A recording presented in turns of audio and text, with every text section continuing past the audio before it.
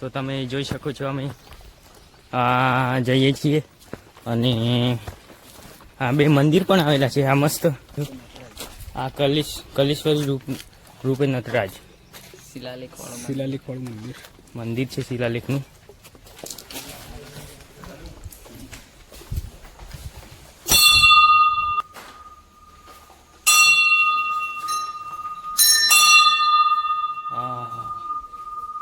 તો તમને આ મંદિર કેવું લાગ્યું જોઈ શકો છો.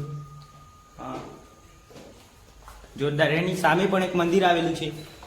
ભગવાનનું શિવલિંગ છે અને આગળ જોઈ શકો છો ગણપતિ દાદા છે.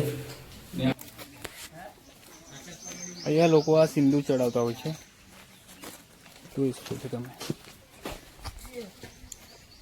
તો ગાઈઝ આપણે હનુમાનના દર્શન કર્યા બાદ હવે જઈ રહ્યા છીએ અહીંયા જે પથ્થર પર કોતરણી કરેલી છે તે જોવા માટે.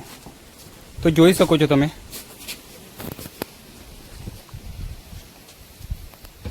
અલગ અલગ પ્રકારની કોતરણી કરેલી છે, જોઈ શકો છો. એક નંબર છે, જોઈ શકો છો તમે. અલગ અલગ પ્રકારની આ પથ્થર પર કરેલી કોતરણી. હવે આપણે આવ્યા છીએ કુંડ જોવા માટે. કલેશ્વરીની અંદર જે કુંડ આવેલો છે તે જોઈ શકો છો તમે. જોઈ શકો છો આ કુંડ.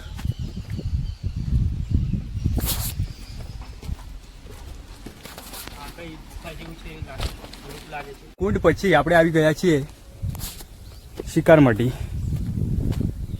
જોઈ શકો છો તમે. અહીંયા લુણાવાડાનો રાજા શિકાર કરવા માટે આવતો ત્યારે અહીંયા રોકાતો હતો એવું માનવામાં આવે છે.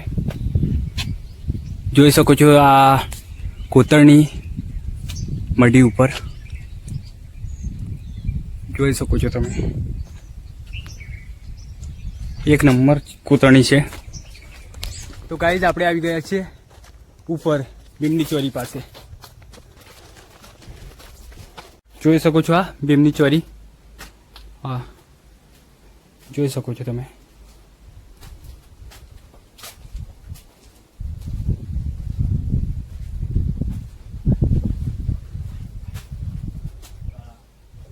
આ છે ભીમની ચોરી.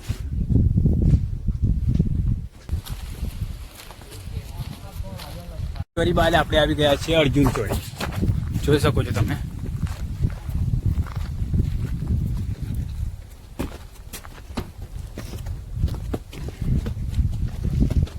જોઈ શકો છો અંદર ખાસ કઈ છે નહીં.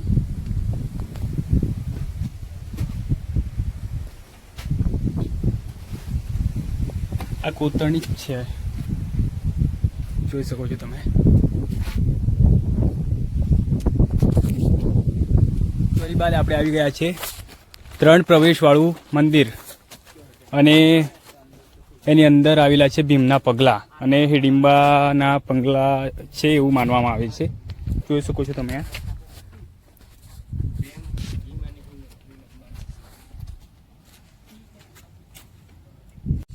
તો મિત્રો, તમને અમારો વ્લોગ પસંદ આવ્યો હોય તો લાઈક, કોમેન્ટ અને ફોલો કરવાનું ભૂલતા નહીં અને યુટ્યુબ પર સબસ્ક્રાઈબ કરવાનું ભૂલતા નહીં. તો મળીએ એક નવા વ્લોગમાં.